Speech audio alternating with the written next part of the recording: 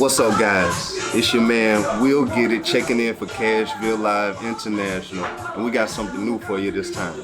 We're doing something called Coffeeshop Talk. Right now, we're in Amsterdam, Netherlands, and man, we got something cool going on. I'm chilling with Bryan Williams, and if you don't know who he is, you will know who he is. Cool guy, down to earth. But yeah, he hadn't been on TV in a while, but we got him back on the screen right now, and hopefully, he'll give a little bit of time, and we'll let you know what he used to do and what he's doing now. Bryan, man, I could give a long intro about you, but I'm gonna keep it short and cool. We relaxing.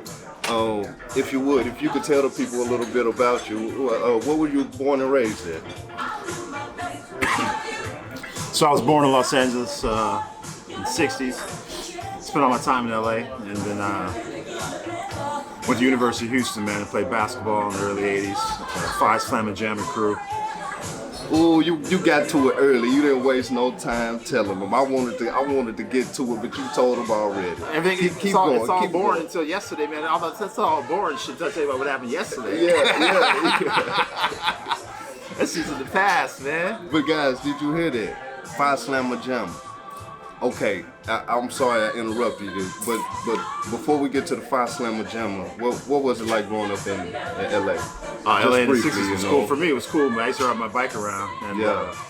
I used to go to the beach a lot, man. The beach is easy to get to. You can ride your bike in LA, man. It's like I can't imagine doing this shit now. You probably get killed, but yeah. I used to ride everywhere, man. It was cool. Take the buses. I'm like 10 years old, man, taking the buses all out to Hollywood and shit. Okay. Imagine a 10-year-old taking a bus out to Hollywood, I can't imagine. 10 miles, 15 I can't miles imagine, by himself. man. Yeah. Nowadays, you would put in jail for that, man. Yeah, right.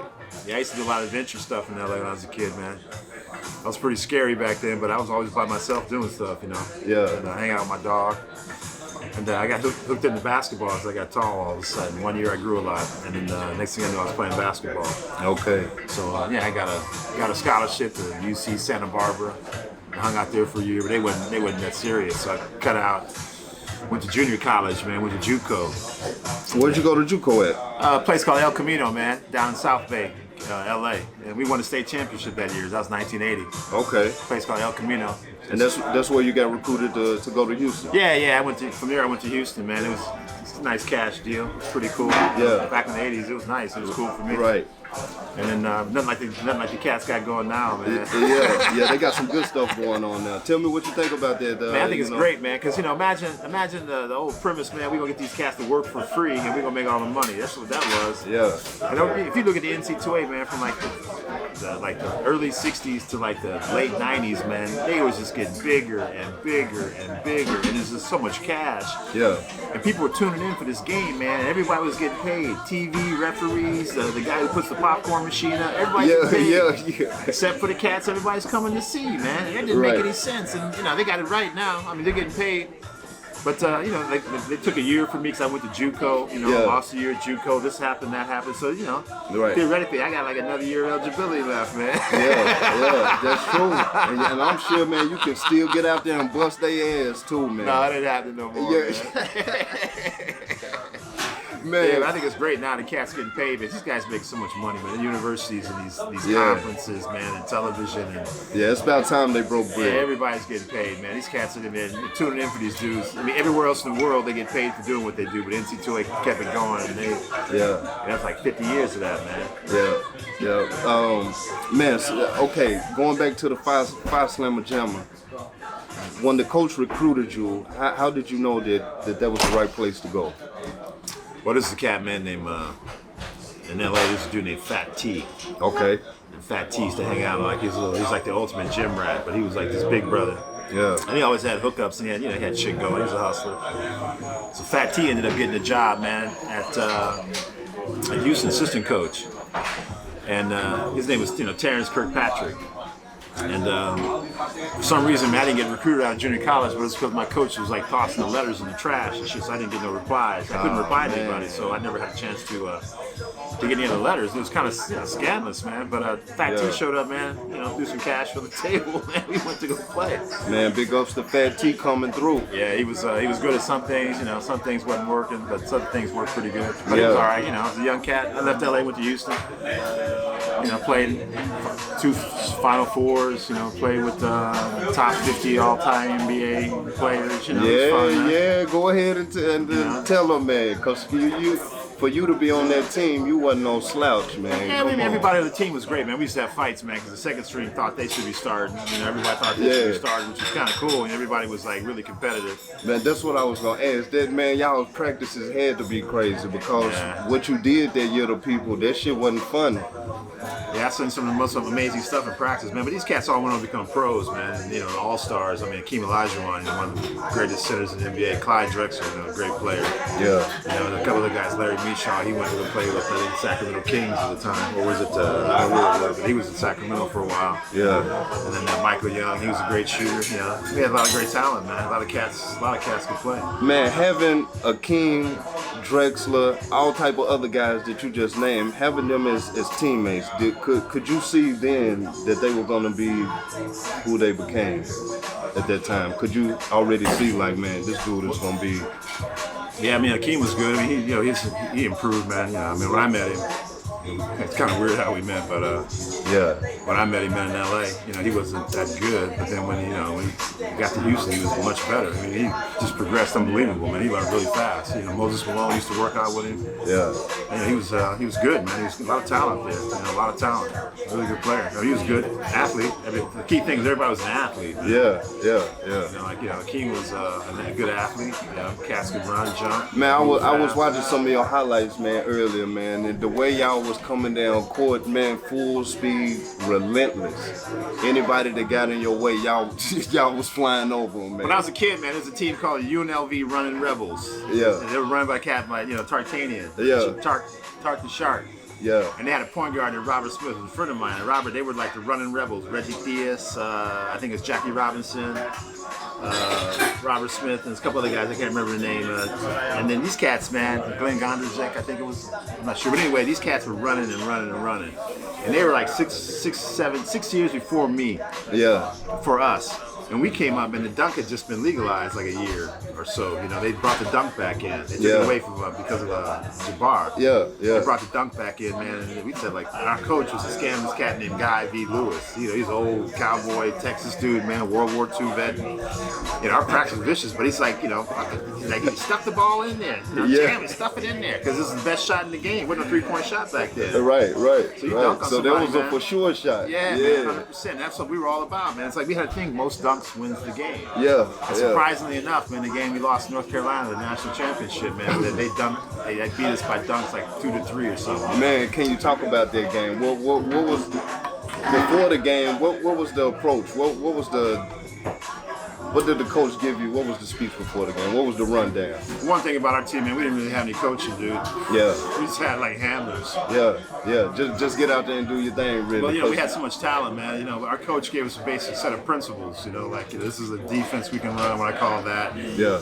This is a trap. That's a pull. That's a half. You know, then this is man. That's the zone offense, and everything else is just go. Yeah. Let y'all handle it. And we just had talent, man. You know, cats would step up and shoot. Cats would go to the hole. And we just balled every day. They were, you know, good ballers. Yeah. There's one thing, like when I went from California to Texas, man, it was a whole different ball game. Right. Because in California, everything was finesse and smooth and, you know, and looking pretty and shit. It was Ray Lewis style ball. You know, a lot of handling and shit. Yeah. And, you know, when I went to Texas, man, it was just straight out power. Man. The cats would like throw you to the ground, take the ball from you and shit. Or try to, at least. Rough style, yeah. Yeah, it was a more physical game, man. You know, back then the 3-point shot wasn't in yet. Yeah. So, you know, you could So it was more about going out, like you said, going inside. The closer you got to the bucket, it was all to two, that man. dunk. I mean, they had cats who light you up, you know, but there was still two, you know, it was still two. Right. And, you know, cats want to get dunked on, or cats don't want to get dunked on, cats want to dunk on you. So that was the game, right? Yeah. Inside the game, you know, all the big players were there. If you could a little bit, tell them about this coffee shop atmosphere that we're in. So, man, this place is called the Dumpkring. I first came here the day after Cannabis Cup 1993 ended. So whatever day that was, I came here the day after. And it was 1993, February, January, I don't know, somewhere around there. And the place was brand new almost, man. And it was a cool spot. It was still a cool spot. And everybody had this Jack Harrow bud, man. Everybody was running around with Jack Harrow bud. Yeah. And I took a hit. I think somewhere over here, a cat gave me a bong of that shit, man. I coughed all the way out the door, bro. I mean, you know, I've been smoking good bud. I fought all my life. Right. I used to live in Colorado, man. And my buddies would go up, you know, go up to Humboldt and harvest. Yeah, they got that good shit up there, man. And come back to Colorado with these really great looking buds, you know. Yeah. And I thought that shit was awesome. And I came here, man, and smoked that Jack Harrow here in Dumpling. That shit blew me away, man. Shout out to Dom Cream, you know, they're the best. If you ever get a chance to come into Amsterdam, you gotta come to Original Dom Cream. They shot Ocean's 12 here, and of course you might come across people like Bryan Williams when you come in here. You know, you can have coffee shop talk with them, just like this.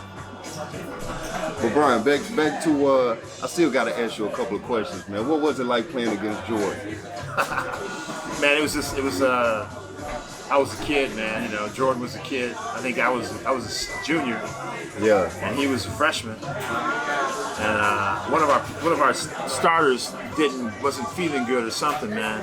And I was a defensive player. You know, my whole thing was defense. I could pretty much shut dudes down or whatever. Yeah. And so dude was like all offense. On our team, he was all offense, and he wasn't in the game. And they put me in. They put me on Jordan. Yeah. And you know, I was checking him. I mean, he was a freshman. He wasn't all great then, but I was checking him. You know, things were going okay. We were losing the game, unfortunately, but I was checking him pretty good. And I could get up pretty high. I mean, anybody who knew me knew I had pretty good hops. Yeah. And I could get up pretty quick. And I could get up from 2 feet real fast, you know. And I was guarding Jordan, man, and we were somewhere on the perimeter. And I was, you know, I had him, and he wasn't getting around me. He wasn't going around me, so I had him pretty good. And he just pulled up, and I go, I got this. Yeah. And I went up, man. I swear to God, I thought I had my hand on the ball. And dude just went up a little bit higher. And I'm like, and we were both like up so high, dude. When we both landed, neither one of us could stand up. We had like, both of us landed. I didn't contact him or anything, but we were both up so high. Yeah. We both came down and rolled on the floor. You can look at the tape, man. Man, you know, I have. I'm trying to tell the other people if you hadn't and seen it's like, this. I couldn't believe how high I got up. Yeah. And then I'm thinking, and he still got the shot. And we're rolling the floor. I look back, and the dude hits like all net. I'm like, what the fuck? You know, that was, you know, after that, man, you know, I checked him as best I could. Yeah. I mean, but then he lit me up on that, dude. I had never been lit up like that since I was a kid, man. I mean, he'd been lit up and shit, but I had gone up, but like, we're in the semifinals, right? Yeah. And I'm checking him, and he's, you know, he ain't getting around me, man. So he pulls up, I think, I got this. Because, you know, no cats, I mean, the way I played, you couldn't just pull up on me. Because I could, you know, now they got that step back shit. They can take 3 steps and, you know, whatever. Right. He was a straight up pull up, man. I literally felt I had my hand on the ball, and I was touching the ball, man. This dude just went a little bit high. Yeah. But that's that was what he was all about, man. Man. But I didn't know it back then. I didn't know who the dude was or anything, man. You know, I was just. But after then, you knew this dude right here. He got potential to be. Yeah, he was balling with everybody. I mean, that game, man, it was Akeem Olajuwon, Clyde Drexler, James Worthy, Sam Perkins, Michael Jordan, Jimmy Black, you know, Rob Williams. I mean, it's like 7, 8, 9 first rounders in that game. Man. You know, it's like, you know, Clyde, Akeem, Rob. That's a crazy all-star game. Larry man. Bishaw. Yeah.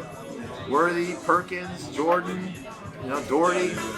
All them cats went first round. It was like, that game was like, you know, it was the semifinals of 1992. Right. Or 92. Before that game, what was the talk in the locker room? What was the focus on that game?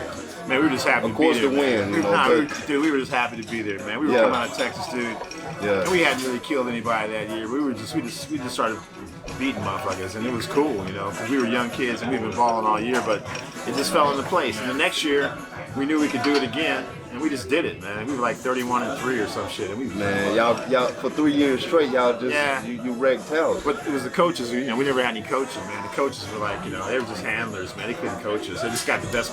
One thing I say about Guy Lewis, man, the dude was a great recruiter. Yeah. He could go out and get talent. Yeah. But he wasn't. You know, the talent would develop because there's so much talent around. Talent breeds talent, you know. How was he able to keep you guys for that long of a period together? I mean, it's all cash deals. Yeah. Dude, I took a pay cut when I left college, man. just guys, be thankful that you do have this opportunity to make a living from, you know, playing college sports now, because, you know, what these guys had to go through back then just to get, you know, to where they were. Yeah, they should have got compensated. Because Man, I used to talk to this dude named Elvin Hayes, all right, the Big E. Yeah. And Elvin was 10 years before my time.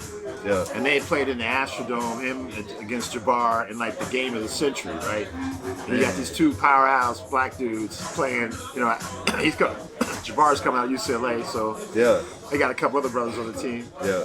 But in Texas, man, Houston, this is him and Don Chaney, you know? Two Yeah. brothers, and everybody else is white. Yeah. And they playing the game of the century, man. And, you know, them cats, and how much money they made in that game, dude? They didn't see a nickel of it, dude. Damn, Not a man. nickel.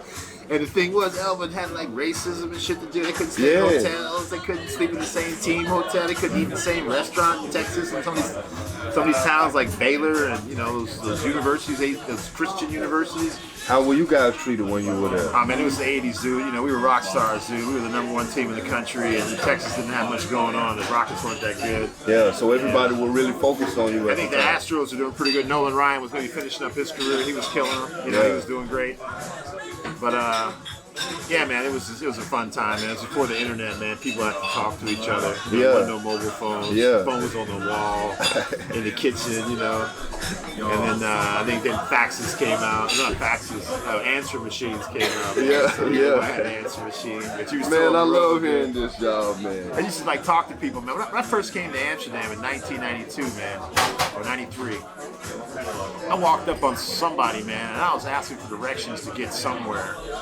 I ended up, man, becoming really good friends with this dude, and he brought me here, and we started doing that whole. I think I met him out in front of a place called CIA, which is right across from Central Station. Yeah. It was called Cannabis Institute of America. Okay. It was right across from Central They Station. moved it. They moved it now. I don't know, man, but it was Yeah. right there. You walked in there, man. They had White Widow growing for the first time ever. This was 1993, man. Yeah. They had there was all sodium lights back there. They had a little, you know, hydroponic setup with some rock wool. It was all experimental shit back there. Yeah. But it looked like some shit from NASA. It was Cool impressive. shit. Very impressive, man. How would you say, compared to now, you've been to a lot of places over the world. Yeah, I've been in a lot of new places. How is it that you find Amsterdam, just the atmosphere overall, you know, how it treats you? How do you find it? Well, this year, man, I went to, drove my truck through Germany, Denmark, Sweden, Norway, Finland. And I gotta say, man, the Norwegians are pretty cool, but that's way out in the sticks, you know, way out. Once you get out to the middle of nowhere, they're cool. They're Yeah. real cool. And I like to be outside. And I was in Morocco, man, for, you know, a couple months in the desert. And that's cool too, but it's, you know, it's a little different vibe down there. Yeah, yeah. But you know, as far as like going someplace and doing what I want to do, which is like, you know, have all types of good food, you know, Right. meet a lot of different types of people. Yeah. Not have to worry about getting like robbed or beat up or, you know, Yeah, carjacked. yeah. Not sit in traffic all day, man, and have to like wait in line to go Yep. someplace. Yep. Be able to smoke as much as I want, when I want, where I want. Yeah. And you know, have a nice cruise on a bicycle and shit. I mean, you used to be able to go to LA maybe and do that, but LA is just too much, man. You got to pay for parking. It costs a grip, man. And man, you also got to watch out for road rage, Yeah, man. someone's gonna steal your bike. I mean, someone's gonna steal your bike here too, but you know, in LA, man, they're gonna take it off you. They're gonna take you off the bike. you know? You sit in traffic, the lines for the restaurants, you know, the food. I mean, it used to be a place called Pink's, man. It still is, but it's gone as far as I'm concerned. Yeah. And you used to go there, man. They had all beef hamburger, hot dogs, right? They had hot dogs and sausage. They had sauerkraut, mustard, chili, and chili and cheese. Okay. You can get like a hot dog, like any way you want. It was the best hot dog in the world, man. Yeah, yeah. Then they sold it, and the dude who brought it just made it into what it is now. And they sell everything, hamburgers, hot dogs, whatever, big, huge menu. Yeah, yeah. But as soon as they changed it, man, the dude changed the hot dog to some cheaper brand, and he changed Yeah. the chili to some cheaper brand. He fucked it all up. I went there, dude, and then I had to wait in line, you know, it was cool, I always wait in line, but I went, and it didn't taste anything like I remember, man. Yeah, I was yeah. like, fuck this. Yeah. I can't go in. And now lines all around the block and shit. I'm like, this ain't even real Pink's, man. And then you come to Amsterdam, and things are changing here too, you know. But it's still ADAM, you know. It's like you know, when I first came here, you know, it had crackheads in the doorways, cats was like laid out with heroin. Way worse. I heard it was way worse back in the day, man. I heard dude, they had all kind of mushroom mushroom shops. You can step into a mushroom shop, man, get like a teaspoon of mushrooms, man, take it, eat it, and walk out. You cats are selling needles on the street. It was crazy, man.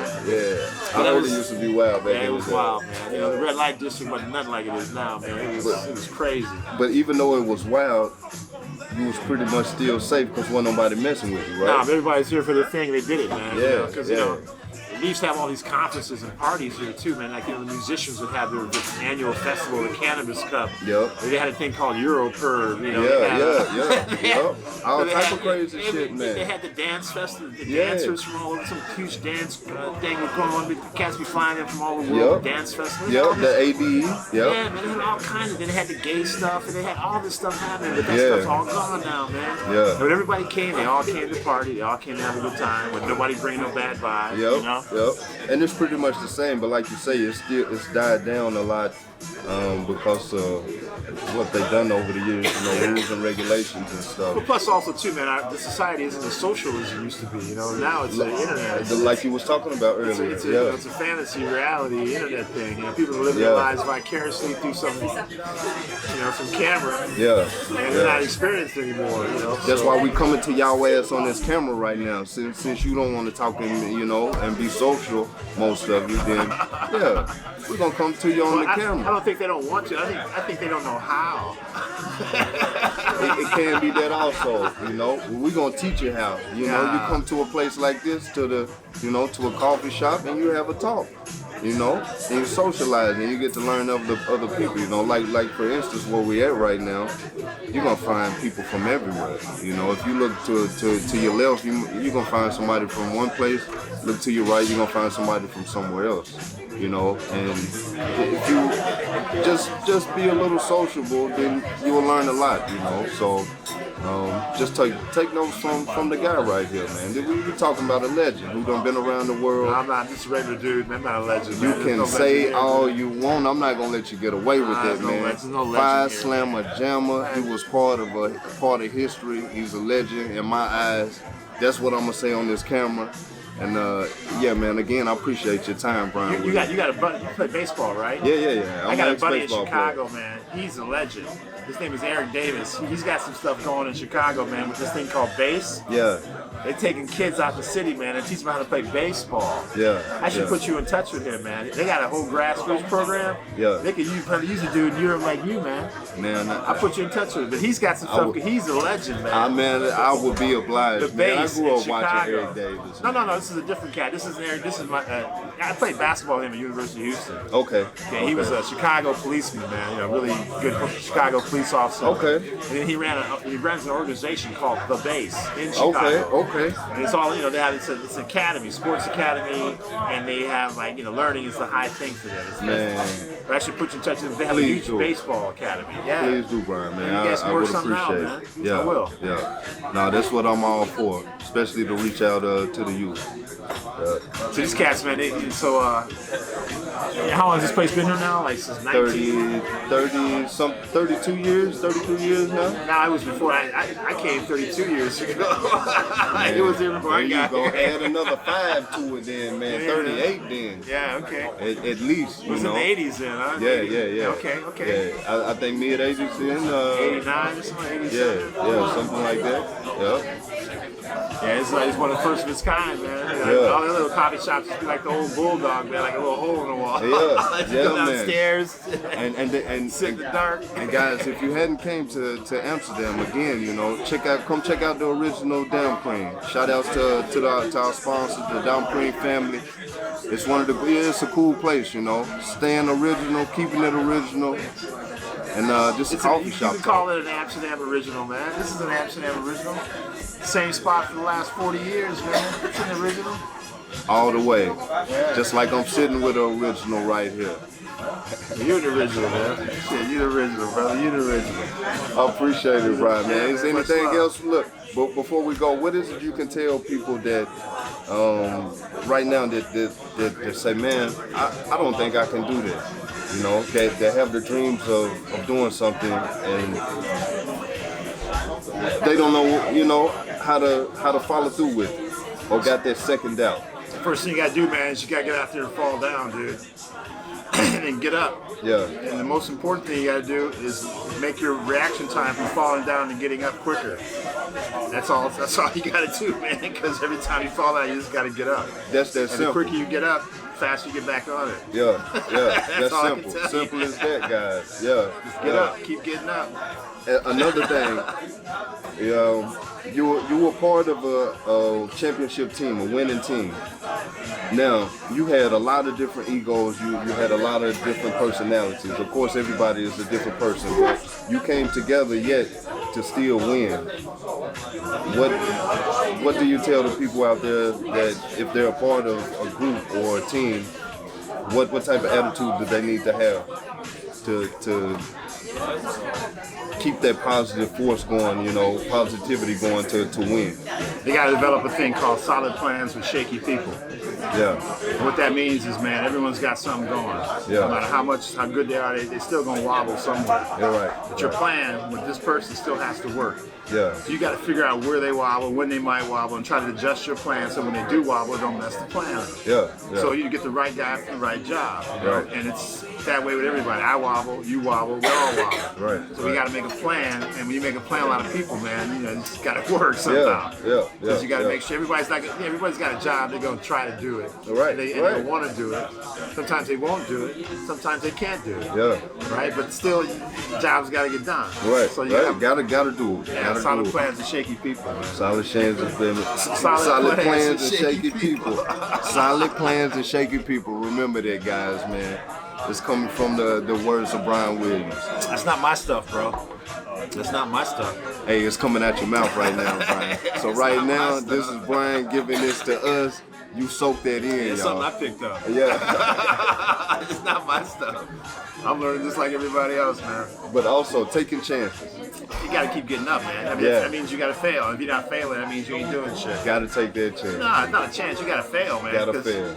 A chance is cool, but you gotta make a big fucking move. And if you don't fail, you never learn. If you never fucking learn, you're not gonna get anywhere. Yeah. But the most important thing is you gotta make the reaction time between falling down and getting up. That's when you gotta make that quick. Gotcha. And after a while, you don't give a shit about falling down because you pop right back up. Yeah. So Don't falling even down, phase you. Don't even keep going. Yeah. That's what it's important, man. Most people fail. Oh, that's it. Their whole life shattered. Because Yeah. they're 26 and never failed in his life. Right. Get after it, man. Nothing is not worth risking and failing and trying again is worth having, man. Everything comes good, easy ain't worth having. Yeah. You line up and get one, and what's it worth? Yeah. They hand out free shit every day. Nobody wants it. You take that same stuff and put it on the top shelf and say it's $100 all of a sudden, put it behind some glass, make it do good on a ladder to get it for you. Everybody gonna want one. Yeah. This is some weird shit about it. Y'all listen to him. He's spitting real game, y'all. That you need to listen and carry with you.